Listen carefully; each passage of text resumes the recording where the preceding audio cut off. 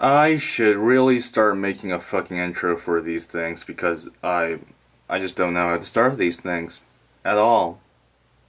Uh yeah, Akira Kurosawa's Dreams. That movie that almost nobody remembers unless they've seen it.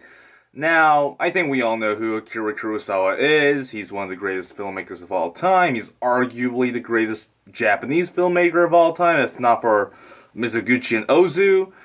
And, maybe some Miyazaki too, but like he's more famous for epic Western influenced, Shakespeare influenced Japanese films, and very much so period pieces.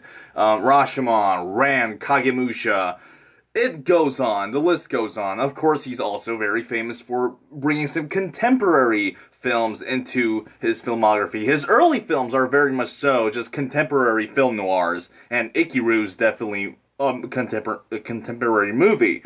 But he was always much more famous for his samurai films. This definitely is not one of his more conventional movies. This is basically, based on his dreams. Now, this idea in itself is not the most original idea ever. A lot of filmmakers have made films influenced by what they saw in their dreams. Terry Gilliam, Ingmar Bergman, I would assume Federico Fellini as well with 8.5. But it is original that a director took their dreams and just literally made them into a movie. No, he wasn't influenced by them, he just made them into film. And while I was watching the film, because dreams are weird in itself, while I was watching the movie, I honestly didn't know what to say about it. Because, at a certain point, because I take notes while watching films, at a certain point, I just stopped writing notes because I just didn't know what to say. It was so confusing. It was definitely dreamy, but I didn't know really what to pinpoint down. The acting really isn't that important. The screenplay is definitely not important considering that it's 8 separate dreams. It's not a linear story. Each dream doesn't really have to do anything with each other. Outside of the fact that all 8 dreams have one common theme. That's really it. So while I was watching the movie, and because it's very dreamlike, there are a lot of repetitive moments, there are a lot of slow moments. Oh my fucking god, what happened to my voice there? Because there are a lot of slow moments, it does get boring at times. And I feel like in the end, I kinda came to the conclusion that I think I admire the film more than I like it. I'm probably never gonna see this film again unless someone gives me like a new take on the movie. But let's get into the movie itself. The film is basically what the title says. It's dreams. It's literally just dreams, very dreamlike events, and I like the fact that the stories and the way the film goes actually does feel like dreams. The sudden change of settings, the folklore-ish mystic elements that we honestly don't really see in the films that much, especially Asian folklore. Very repetitive actions that honestly happens in dreams. Very abruptive abruptive changes in situation that usually happens in dreams again.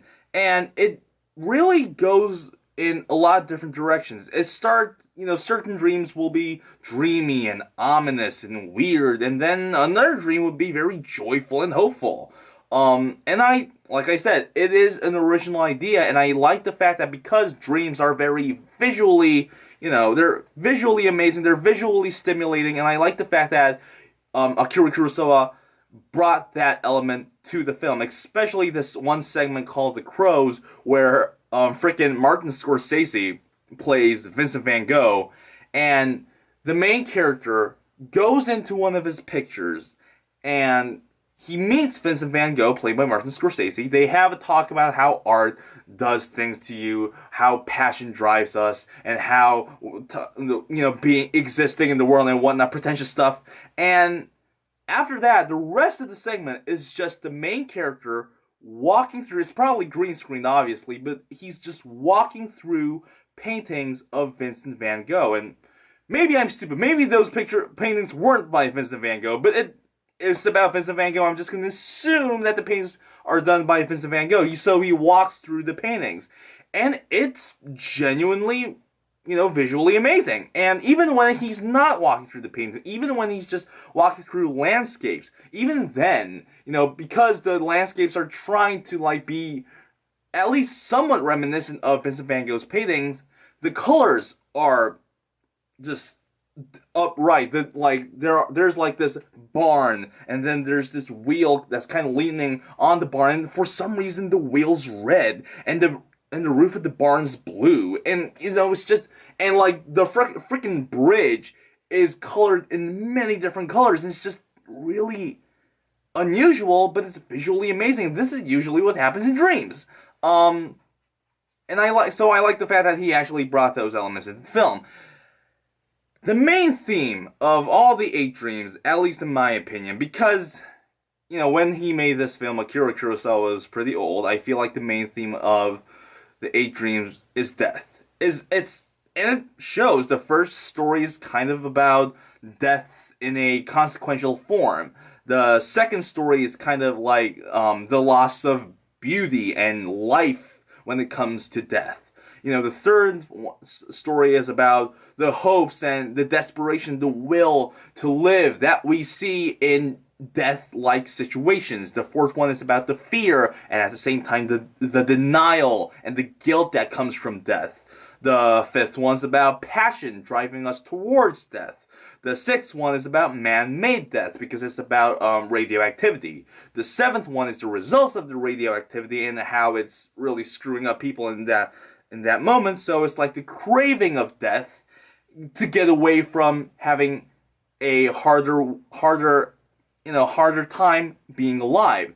The final story is actually one of the more less cynical stories about death because it's about this old guy who's like 103, and on that day, that village that he's living in, this traveler asks him, what's going on? Why is there a parade? Oh, it's not a parade, it's a funeral. And, we should, being alive is great.